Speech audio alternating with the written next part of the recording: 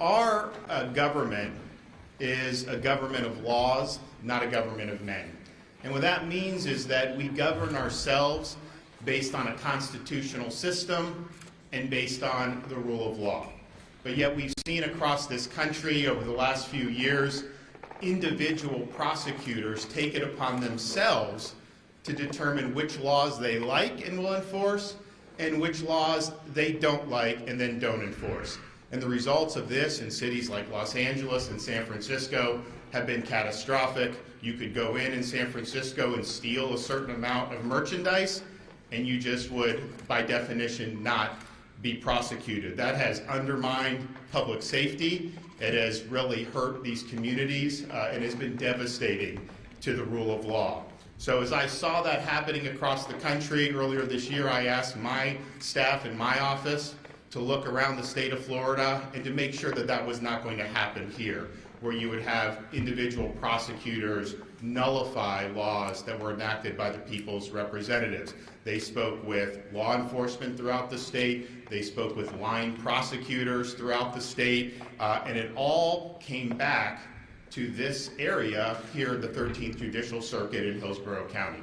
And the response that we got was a lot of frustration on the part of law enforcement for criminals being let go and crimes not being prosecuted. And so we looked into it and we compiled a lot of the record, and I can tell you it's been a very, very troubling record. So the prosecutor, state attorney for this judicial circuit, Andrew Warren, has put himself publicly above the law. In June of 2021, he signed a letter saying that he would not enforce any prohibitions on sex change operations for minors. And that's a debate that we're having mostly administratively and through medical licensing in Florida, but other states have enacted penalties on the people that would perform those, which are really disfiguring these young kids. And he said it doesn't matter what the legislature does in the state of Florida, he's going to exercise a veto over that. He's also instituted policies of, quote, presumptive non-enforcement. And this involves an array of different things, and you'll probably hear Sheriff Chronister and some of the other law enforcement officers talk about it, but that is not consistent with the role of a prosecutor. Yes, you can exercise discretion in an individual case, but that discretion has to be individualized and case specific. You can't just say you're not going to do certain offenses. And then most recently, after the Dobbs decision was rendered by the U.S. Supreme Court, he signed a letter saying he would not enforce any laws relating to protecting the right to life in the state of Florida. And mind you, we have had prohibition on third trimester abortions for a long time. We've had prohibitions on partial birth abortions for a long time. And then most recently, the legislature enacted and I signed protections for unborn babies at 3.5 months. And when they are aborted, it's typically done through a dismemberment procedure, which is really inhumane. Nevertheless, that is what the legislature has enacted, and it's not for him to put himself above that and say that he is not going to enforce the laws. We don't elect people in one part of the state to have veto power over what the entire state decides on these important issues. The Constitution of Florida has vested the veto power in the governor, not in individual state attorneys. And so when you flagrantly violate your oath of office, when you make yourself above the law, you have violated your duty, you have neglected your duty, and you are displaying a lack of competence to be able to perform those duties. And so today we are suspending State Attorney Andrew Warren, effective immediately.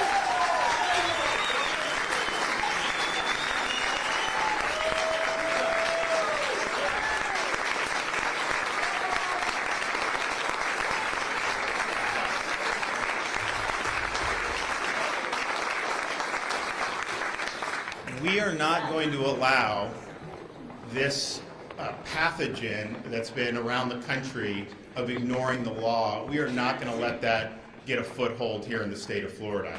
We are going to make sure that our laws are enforced and that no individual prosecutor puts himself above the law. And I can tell you the states and the localities that have allowed this to happen, they are ruining the day. You want to know why some people are moving to Florida? Because their communities are no longer safe thanks to prosecutors that think they know better than the people's representatives, and they get to pick and choose which laws that they are enforcing. So this was something that had a lot of input around the state. This is something that I think is a very, very important issue across our country, that this movement would be allowed to take hold, where you basically elevate your own personal conception of, quote, social justice over what the law requires of you. And I would note, those who say this represents social justice, look at San Francisco.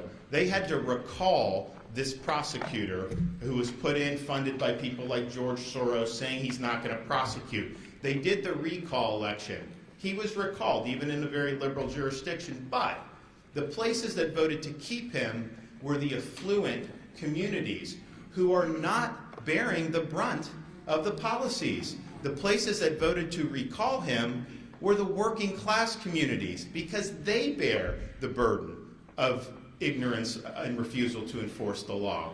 And so what this is all about is really, when you uphold the rule of law, you are protecting the most vulnerable in our society. That's why we have a rule of law. And so I think today's action is obviously warranted. I know that there'll potentially be some Florida Senate could potentially see this depending on how things are going out, but I just think that to take a position that you have veto power over the laws of this state is untenable, and I think it warrants the suspension and eventual removal of office. And so we're happy to be here with a number of people in law enforcement, and so I want to thank my friend and the sheriff here, Chad Chronister in Hillsborough County, and I'm going to have him come up and say a few things.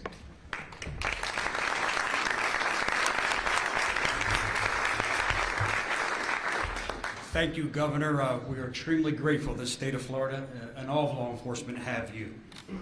Each day I wake up, I leave my family, and I go to work with purpose and pride to uphold my oath of office and keep everyone in Hillsborough County safe. And the nearly 4,000 employees here at the Hillsborough County Sheriff's Office share these same values. We put our lives on the line for complete strangers. We are resolved to apprehend the criminals who prey on law-abiding citizens in our community. It's our duty, and we trust that our criminal justice system, the state attorney, public defender, and courts will fairly adjudicate the circumstances and hold those who are guilty accountable. Like law enforcement throughout the county, our criminal justice partners also take an oath to uphold the Constitution, the duly enacted laws of this state, and to be the voice for victims and the protectors of public interest. The governor's suspension of State Attorney Warren is not political to me. It's about law and order. It's about ensuring our loved ones are safe. It's about the victims and their voices. There aren't Republican and Democratic victims, just victims. They matter, and they should be heard. Over the last several years, State Attorney Warren has acted as an adjudicator of all, as if some type of supreme authority, by reducing charges, dropping cases, and single-handedly determining what crimes will be legal or illegal in our county. Ask yourself, aren't these the decisions for the courts or a jury of our peers? One of the more egregious examples occurred in September and involved a suspect who, after shooting someone, then opened fires on a residence where that victim sought refuge and protection. Inside of that house was the victim, his mother, other children, and extended family members who were forced to take cover and hide. To make things even worse, nearby was another mother and her twin infant children in a vehicle. One of the shooters, our suspect, was identified and arrested just a short few days later. After being released from jail, he was caught and arrested for committing another burglary, and while in jail, the state attorney's office no-files charges on the shooting and the separate burglary charge. Earlier this year, this very same suspect was again arrested for carrying a concealed firearm, and just last week, arrested for the second time on charges of carrying a concealed firearm. My point is, like too many cases, why was this violent offender not held responsible for the original shooting? The state attorney's office explanation to our detective is the depositions would have been too lengthy and complicated. To add a little more context, the suspect who faced no accountability for the shooting, we believe has gang affiliation and involvement in an unsolved homicide.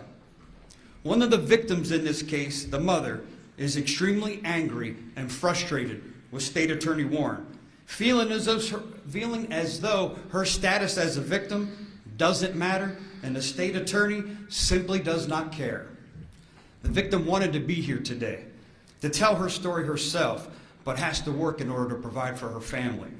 The victim has lived in a motel since this shooting because she's too frightened to return to that home. Even in the face of this adversity, law enforcement continues to report for duty and uphold their obligation. As your sheriff, I continue to work with my law enforcement counterparts who privately are frustrated with the state attorney, who seems intently focused on empathy for criminals and less interested in pursuing justice for crime victims. As most everyone knows, I'm a tremendous proponent of reducing recidivism. I've created several diversion programs and continue to provide resources, education, and training opportunities for individuals to rehabilitate and improve themselves, while still holding offenders responsible for their actions. These efforts do not involve a blatant refusal to uphold the laws of our state. As the governor just outlined, and as Tampa law enforcement has seen over the years, empowering criminals through a lack of prosecution jeopardizes the safety of our Tampa Bay community and makes them even more brazen to commit additional crimes and continue to victimize the innocent. As the sheriff of Hillsborough County, I am committed to law and order, and I hold myself accountable to the people and would expect other elected members of our community to uphold these same values. Today, Governor DeSantis is holding State Attorney Warren accountable.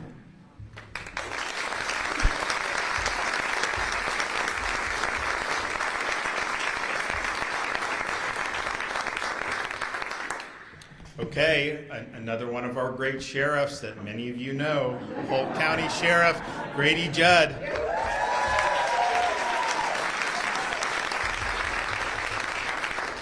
Thank you very much, Governor. It's truly my honor to be a Florida sheriff.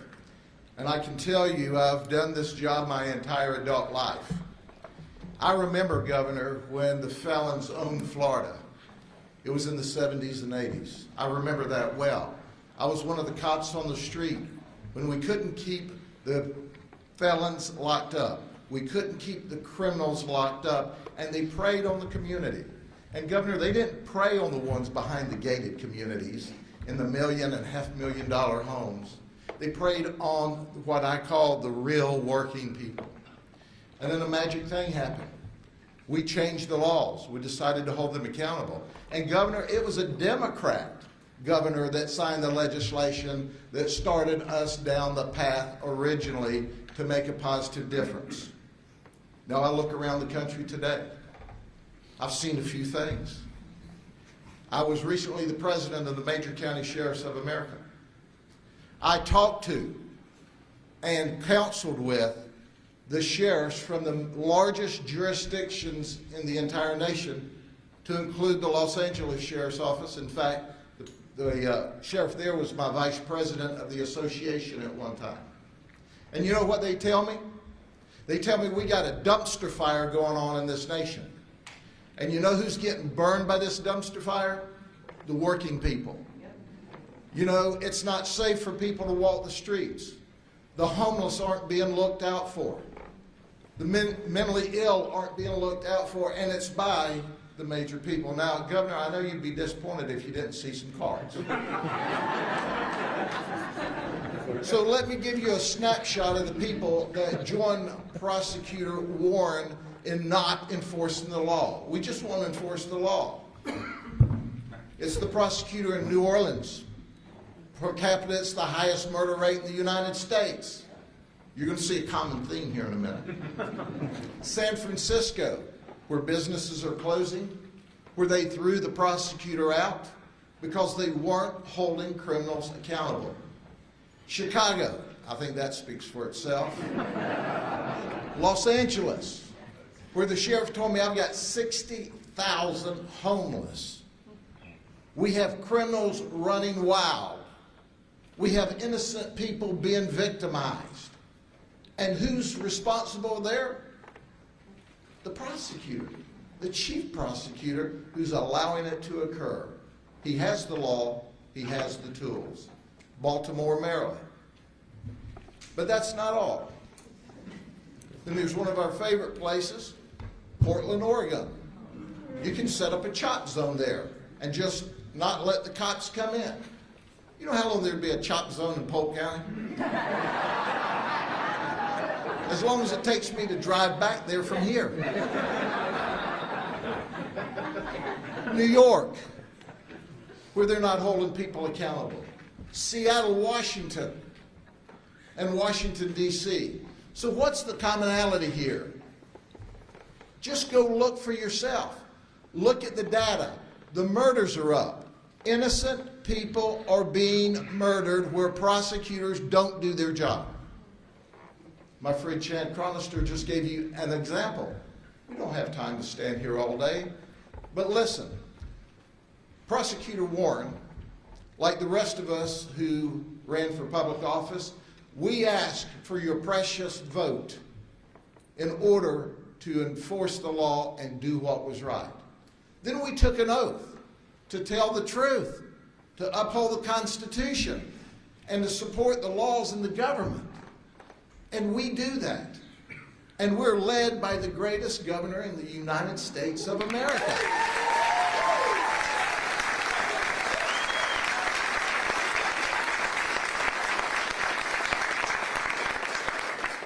But there are some, and it's the elected prosecutors that signed the papers that said they wouldn't prosecute.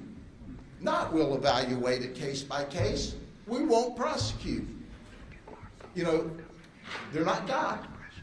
They're not the legislature. So at the end of the day, ladies and gentlemen, this is about protecting the community we serve. This is about keeping people safe. And when you look at the highest murder rates, when you look where the quality of life is lowest, you look at the prosecutor who does not support law enforcement, who does not do what's right. Our governor does what's right. And Governor, I appreciate from the bottom of my heart you setting the example and doing the right thing and keeping the people safe. And the exciting thing is you not only protect the people behind the gated communities, you protect the people who clean the gates on those communities. Thank you. God bless you.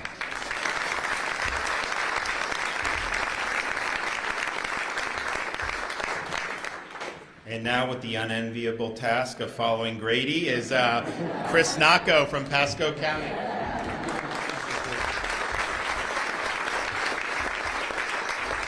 Thank you. I've learned one thing. When I follow my friend Grady Judd, be brief and be on point. Nobody else will hear anything else. So I will say I'm very proud to stand here with our governor, the Attorney General, and with Sheriff Cronister. You know, they know firsthand, and you'll hear from Chief Dugan, firsthand what happens here in Hillsborough County. But I can tell you is that it's very difficult for them when they go out, the men and women of the agencies, to protect our community, and then to turn around and find out those cases got no filed. To find out that they have to go back to a victim and say, sorry, this won't be prosecuted. Those are very difficult days for those individuals. It's very difficult for the men and women in uniform. And I can tell you, let me go back to that point. The women and men in uniform. We are family people. We are people in our community. We take these uniforms off every day, and we spend time with our family, but this is our community. This is where we live. And so for those that live in Hillsborough County, to see incidents where they were at a crime scene, but nothing was done to the criminal, and the victim was left alone, and the victim was ignored, that's horrible. And I can tell you, I'm blessed to work and live in a circuit where we have a state attorney. That state attorney works with us, and we uphold the U.S. Constitution, we uphold the Florida Constitution, and we uphold the statutes in the state of Florida. We treat everybody with respect. We treat everybody equally. We ensure that victims' voices are heard. At the same time, if the criminals commit a crime, there will be consequences for their actions. There's a simple process. And as the sheriff said, we are voted and we are elected to uphold the Constitution of the state of Florida. We don't have a choice to say, no, we're not policymakers. We're not in Tallahassee creating laws, we're enforcing laws. That's our role and our responsibility to the citizens that we serve. And I will tell you, Mr. Governor, I'll echo those words. We live in a state with probably the greatest governor, that is the greatest governor in our country. And I say that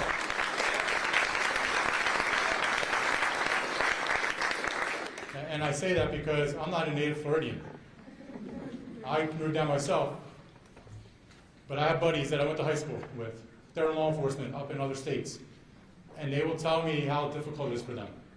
They will tell me what they go through, and they say, I'm just trying to get to my pension. That means they're just trying to get to retirement so they can move. We live in a state, we have a governor that will defend us. He will make decisive decisions.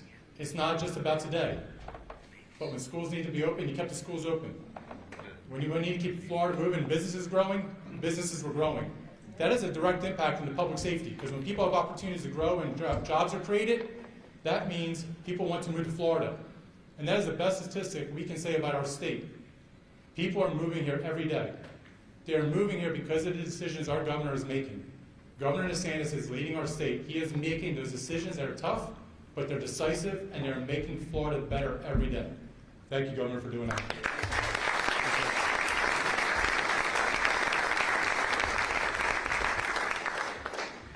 All right, well, we're rolling with Tampa Bay Law Enforcement Hall of Fame with now our Attorney General from here in Hillsborough County, Ashley Moody.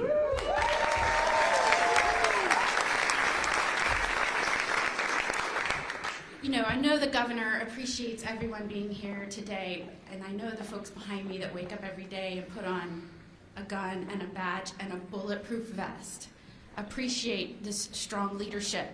Where you are seeing an eradication of stability and safety around our nation, starting with our border, into our large cities, into our states, it's because an executive who has been trusted to enforce and execute laws has abandoned that responsibility.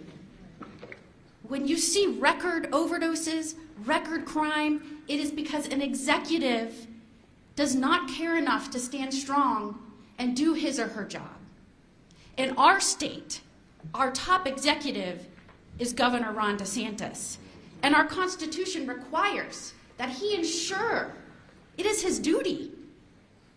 He cannot ignore when our laws are not faithfully executed. And so the fact that we have an executive that is willing to dig in and talk to the line officers and understand where executives, prosecutors aren't meeting the expectations and demands and responsibilities of their role, he has no other choice to step in and ensure the safety of the state and these communities. When Andrew Warren first took office, he proudly joined with prosecutors from New York, Washington, LA, and said,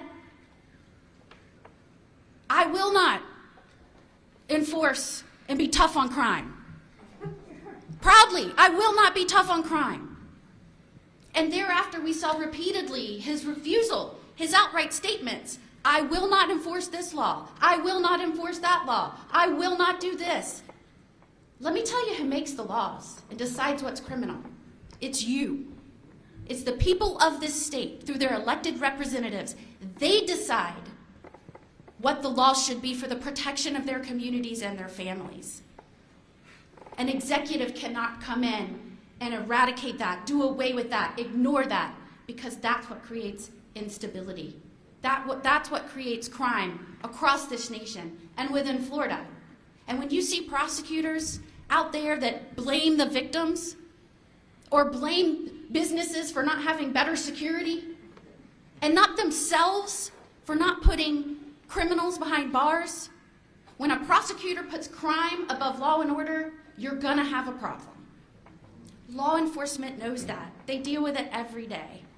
And that is why, when folks around this nation started talking about reducing police forces, defunding police, our governor stood up and said, oh no, how do we increase funding? How do we give our police raises? How do we recruit more? to the state of Florida. And under his leadership, we launched a Be a Florida Hero program. I am proud to tell you, we have record number of officers moving to Florida from other states because their governors don't uphold the law and don't back the blue. We're going to see a lot more Florida heroes in the months to come. And we are very, very grateful for the strong, attentive, detail-oriented leadership of this governor and the fact that he takes seriously his responsibility to faithfully ensure that our laws are executed and our people are safe. Thanks, Governor.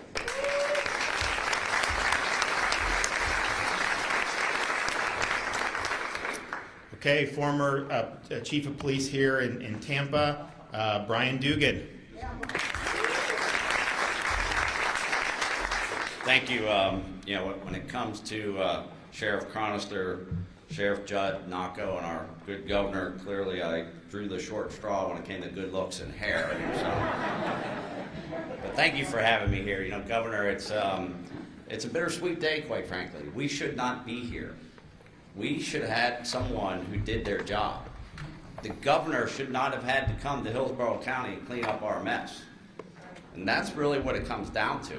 And I appreciate the fact and admire the fact that you have the intestinal fortitude to stand here and do this. And this is a governor who's not afraid to stand alone in the storm. And I will always stand by you.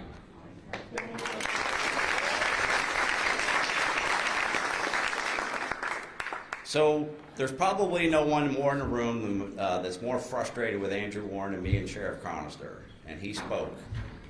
And I will try to make this brief. But let me tell you something. Andrew Warren is a fraud. Yeah, did you get that? Look, I've never been good at sugarcoating anything. That's probably why it took me 28 years to become chief of police. He's a fraud. He has misled the people of Hillsborough County. Do you remember back during the riots when we arrested 67 people one night? And then a few weeks later, he has a press conference. And what does he say in his press conference? He says that there were no acts of violence, no property damage. He must not have read the police report. There were pictures of a police car with broken windshields. As the cops tried to get out of the cars, protesters pushed their doors shut on them and wouldn't allow them out of the cars. So when you say there's no acts of violence, when you say there's no property damage in a press conference, where I come from, you're lying. Okay? I'm not elected. I was appointed. I'm not running for office right now. I'm here because I believe in keeping this community safe. I have 2 children and a wife that are residents of Hillsborough County in the city of Tampa. And it's about accountability and us being able to go out for dinner at night and not feel like we're going to get jacked by somebody. Those 67 people that got arrested, Andrew Warren said in his press conference that he would work with local law enforcement to expunge those arrests. He does not have the ability to do an administrative expungement on those arrests. You know how many articles have been written about how he expunged those arrests? How would you like to be one of those 67 people that got arrested and you think that arrest has been expunged? Ask Andrew Warren how many of those expungements he did. And the answer will be 0. Not a single arrest had been expunged. He has misled our community, and it's time that our governor stepped in. And like I said, this is a terrible day that our governor had to come and clean up our mess. Thank you.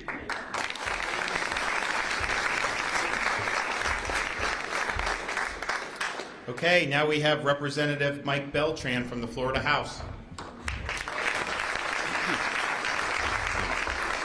Well, thank you, Governor, and thank you, everyone, for being here. These are some really tough acts to follow, and I'm one of the few folks up on this stage who doesn't have a gun and a badge.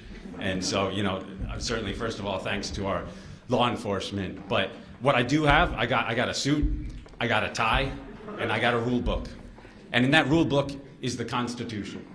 And the Constitution sets forth separation of powers. And separation of powers says that folks like me go out and get folks like you to vote for them to make the law. And when we do that, we send it to the governor, and he decides if it's a good law or a bad law. And sometimes he doesn't sign it, but he's signed all of my things, but had a pretty good track record, but he usually signs it. And then the folks behind me, their job is to enforce it. And then the courts, they adjudicate cases and controversies. And if Mr. Warren wanted to legislate, he should run every 2 years instead of every 4. And we could have done something about that. We wouldn't have to do this. Okay? But he wants to go, he needs to get out of the courthouse, not that he's there anyway, and go up to the State House and legislate, because this is a complete violation of separation of powers. And I want to say something about the governor. Okay? I was reading a book by a former senator, and it said, it's not so much what you do in the situation you're in, it's what did you do differently than somebody else who's in that same situation. And we have 50 governors, and we got about a dozen states where there's prosecutors like Mr. Warren. And some of those prosecutors have been recalled.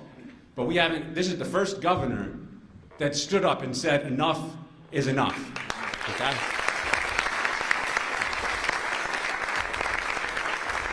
And our Attorney General has been a partner in the executive branch, and so is Sheriff Chronister and Sheriff Judd and Sheriff Nacco and the rest of my good friends behind me. But I want to talk about constitutional separation of powers. Let's look at the Constitution. Article 4 of the state Constitution, under which the governor has his powers. Second sentence, Section 1A. Second thing that it says about the governor. Take care that the laws be faithfully executed. Going down to Section 7A, first sentence. The governor may suspend from office any state officer not subject to impeachment, any county officer for malfeasance, misfeasance, neglect of duty, drunkenness, incompetence, permanent inability to perform official duties, or commission of a felony, and may fill the office by appointment for the period of suspension. I'm not going to say which boxes Mr. Warren checks, because it might be a couple, and I'm not sure the speech and debate clause protects what I say here, but everyone knows it's true. But not only is the governor allowed to do this, as the Attorney General said, he's required to do this. And those other governors are required to do it. I don't know why they don't do it. Mr. Warren has abdicated his role. Okay? Now I want to talk about a case. Someone talked about gated communities, and I'm just going to own it. That's my district. We're a suburban paradise, just 20 miles from here. It's a beautiful community, and we follow the law, and we expect other people to follow the law. And somebody came into my community, and we talked about protecting the unborn. We talked about protecting kids who may be confused. But what about just regular kids? Regular kids who are out at Park Square in the middle of the summer on their summer vacation. And this man abducted 2 girls from a park area outside of a restaurant. And he took these girls down several blocks. And he was passing a church. And there were folks setting up for a church event. And he says to these folks, he said, "These are my daughters." When I walk with my sons down the street, I don't go, "These are my sons." That should be obvious. So they knew that something was up. And there's a gentleman here, his name's Derek Zitko, a constituent of mine, and him and some of his fellow parishioners were able to call the police, separate the girls from this man, get the man out of the church, get the girls inside the church, and then when the man realized the police were coming, the sheriffs were coming, he ran back to the bar where I guess he got drunk, and Mr. Zitko followed him such that the police were able to track him and the man did not escape. And Mr. Zitko risked his life and took his time and energy, and the sheriff was able to do his job and arrest this man. What do you think the state attorney did? What do you think the state attorney did? Do you think he requested remand? Did he request detention? No, he did not. When I called him, I said, Mr. Warren, I texted him. I called, he didn't take my call. He doesn't take my calls. I texted him so that there's a record. I texted him, and he said he had someone else call. He wasn't man enough to call me back. He had someone else call me back. He's the conservative handler at the office. Very nice guy. And he says I can't give you the file. It's a pending investigation. So I said to my aide, I said, go down to the courthouse, pull the tape. It's a public record. They have to give it to you whether they like it or not. Pull the tape. 50 seconds. 50 seconds. No request for bond. No request for detention. $100,000 bond. The man easily meets the bond and escapes. Or gets out. Released, not escape. I'm so mad I'm having trouble with it. I usually don't have trouble with this type of thing. And then I called. I said, I want you to make the motion. I want you to file all the charges. And they don't do that. And then we were able to come up with a solution. I'm not going to say what it was. I don't know where the guy is. It was a temporary solution. I heard he was in Colorado or someplace. I don't know where he is. And my question is, he should be in the jail. We should know where he is. And if not him, who belongs at the jail? And if not now, when are they planning to put him there? And if Andrew Warren was going to wait for another child? And if Andrew Warren's not going to put him in the jail, then what do we need him for? That's right.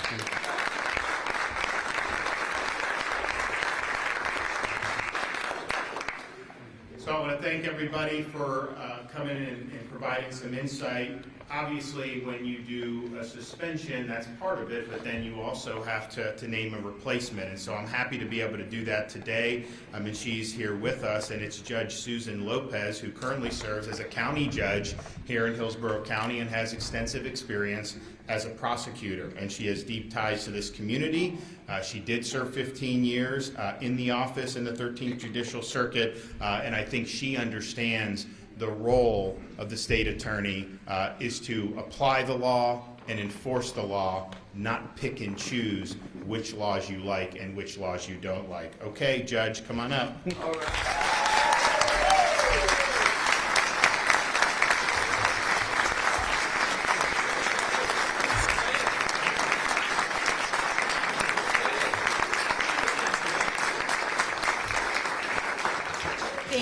Thank you.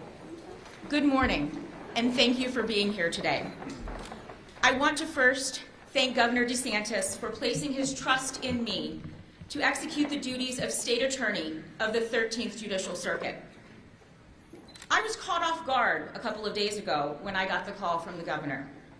I was sitting very happily as a judge, which has been a life-changing and fulfilling form of service. But when the governor calls you to a different service, you answer. So here I am. I hold the utmost respect for our state laws, and I understand the important role that the state attorney plays in ensuring the safety of our community. It is my promise to the people of Hillsborough County that I will faithfully execute the duties of this office and to ensure that we are fulfilling its purpose to prosecute crimes and protect the people of Hillsborough County. I will follow the rule of law. And to the hardworking people of the Office of the State Attorney of Hillsborough County, I look forward to rejoining you in our shared mission to protect the people of Hillsborough County. Thank you very much.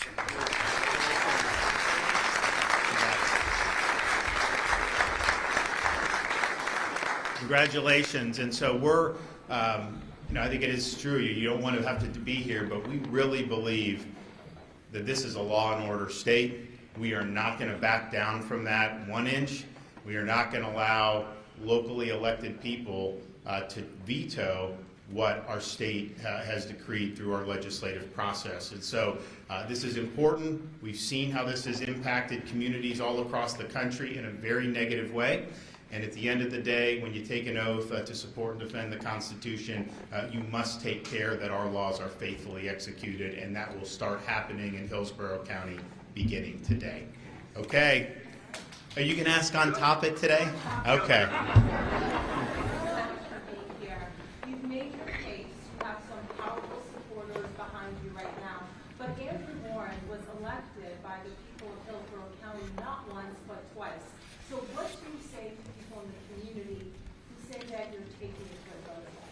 Well, the conduct that he has done has fell below the standard that's required of the Florida Constitution. When you're saying you're not going to enforce certain laws you don't like, that's a neglect of duty. That, quite frankly, is incompetence as defined in Florida law. And Florida courts have been very clear that saying you're just not going to enforce the law is by definition a dereliction of duty. And so what we're doing is just, as they said, I mean, in some respects, I'm here, I have to do this. I mean, that's my job to ensure that the laws are faithfully executed. And so we have that process in place for a reason, because I think the people that framed our most recent Constitution understood that you would need to have some accountability. And yes, I understand you have these processes, but quite frankly, we can go back and look at some of these elections and all the money that's coming in from people that do not live in Florida and are really trying to push an agenda on the people of Florida. And I don't think the people of Hillsborough County want to have an agenda that is basically woke, where you're deciding that your view of social justice means certain laws shouldn't be enforced. I don't think there's very many people that believe that is consistent with the rule of law. Yes, sir. Governor, yesterday we reported that there was an unattended ballot box in Broward County at the Broward SOB. Well, before I do that, is there anyone else on this topic? Governor, Yes. during your deliberations on this decision that you made, did at any time you have a discussion with Andrew Warren or ask him to explain himself? No, because I was looking at the actual facts that were provided to me. We were able to, my office consulted with a lot of people. This was a statewide review to make sure that we were not going down the road of San Francisco, Los Angeles. And like 95% of it was all right here in Hillsborough. Everything anyone said was right here. I didn't hear the same in Duval or Miami-Dade or any of that. It was all right here. And then to see these blanket statements like saying that you're not going to enforce a prohibition on giving minor a sex change operation. A 12-year-old boy can't go in and get a tattoo, but yet somehow, if the legislature were to say that you can't get a sex change operation, and then we have laws that have been enacted. And so he was the only one that was making those types of declarations. He was the only one signing his name to letters that basically said, to hell with the people of Florida, I'm going to do what I want. We take care that the laws are faithfully executed. Not every law on the books in Florida do I agree with. I mean, it is what it is. And yes, there's sometimes the legislature will put laws on my desk that I veto, and then it doesn't become law. They have the ability to override. They haven't done that yet. But that's just the way the system works. And for example, if it ever got to the point where I vetoed a piece of legislation and the legislature overrode it, I don't think that'll happen, but if it did, then I would be duty-bound to enforce that law. I can't just say, you know what, and throw a hissy fit and say, oh, I don't think it's good and I'm not going to enforce. That's not the way the law works. And so and if you look around the country, the root of a lot of the problems is that this idea has taken hold that you can be a law unto yourself as a prosecutor. That it doesn't really matter what the legislature does. If you believe that law conflicts with your idiosyncratic vision of, quote, social justice, then that gives you veto authority. And that is not how a constitutional system can operate. That is not how a rule of law can operate. And ultimately, you cannot have safe and strong communities if we're not having enforcement of the law. There's been criticism of Andrew Warren for a while from law enforcement officials, but what was it that led you to ultimately make this decision? Was it his signing that letter regarding not prosecuting abortion cases last month? Well, so as I said, as these problems around the country were coming to a head, I asked my office earlier this year to do a survey of what's going on in Florida to see, because there's not every prosecutor is going to write on a sheet of paper, I'm not prosecuting, I'm going to ignore. I mean, that's a very egregious thing to do. But you will have sometimes policies which are de facto nullifications of the law. So they will say, well, you may be able to prosecute, but in circumstances that would never happen. So it required them to go and do a lot of different things. But yes, when you have the 2021 letter saying no matter what a state declares about protecting child welfare with respect, I mean, they use these euphemisms, but what it is they're literally chopping off the private parts of young kids. And that's wrong. And we're doing stuff administratively and with medical licenses, but But you know, the legislature in Florida may want to come in and do something more significant on that. Okay, well, you're going to presumptively say you can't do it. Some of the policies that have been in place, and then after Dobbs comes down, where the Supreme Court said this is returned to the states, to say that the laws that we have, you're just not going to enforce any of them, and he drew no distinction. I mean, we've always had prohibition on third trimester abortion. We've always had prohibition, or at least for a while, on partial birth, and now the 3.5 months. It's, okay, that was a legislative debate. There were some people that had different views on it. The legislature passed it, I signed it, so that's what you have to do. So those are really, I think, egregious. And again, it's beyond just exercising discretion, whereas discretion would be I may get an individual case and make a determination, you know, that we're not going to go with prosecution because you have limited resources, what have you. Where it goes across the line is where that ends up being used to effectively nullify what the legislature has done. And clearly you've had that here in Hillsborough County. All right, Javier, is that the Broward? So I just saw that this morning. We have now an election integrity unit. We've got people that are investigating different things as these things come up. That's exactly why we did this, because we can pass all the great laws we wanted. In Florida, we're very proud that we've made ballot harvesting a felony in the state of Florida. We're very proud that we have voter ID, not just for going in to vote in person, but for requesting an absentee ballot. We're very proud that we were able to have penalties for counties if they don't clean their voting rolls every year. And we're very proud that we banned Zuckerbucks in the state of Florida. So those are all good. Those are all great, but then the issue is okay, you can have that, but if then people violate it and then there's no accountability, then where does that leave us? And so that's why we asked the legislature to enact an election integrity unit in state government where we have investigators, we have law enforcement, we have the ability to work with the Attorney General's office, with our statewide prosecutor, to be able to hold people accountable if they're not following the law. So we have very clear rules. First of all, you cannot put drop boxes in the middle of the community in Florida anymore. We got rid of that. If someone wants to return an absentee ballot, they can drop it off at an election site, but wherever they're putting in a ballot needs to be monitored by an election official the whole time. And there's video coming out saying this thing's just sitting there with no monitoring. You know, that obviously isn't consistent with the law. So we have in place the ability to investigate this stuff. That is being done, and we're going to make sure that our elections are done consistent with the laws of the state of Florida. And you look around the country, they've been doing these elections in different parts this year, and you have an election, and then you have votes coming in for days and days. People don't even know how many votes are out. It takes them forever to count. It's a very opaque process. We don't believe in that in Florida. We believe it's got to be transparent. We believe you count the votes and you declare a winner on election night. That's not that difficult to do. We're one of the biggest states and we're able to do it. Why can't some of these other states do it? So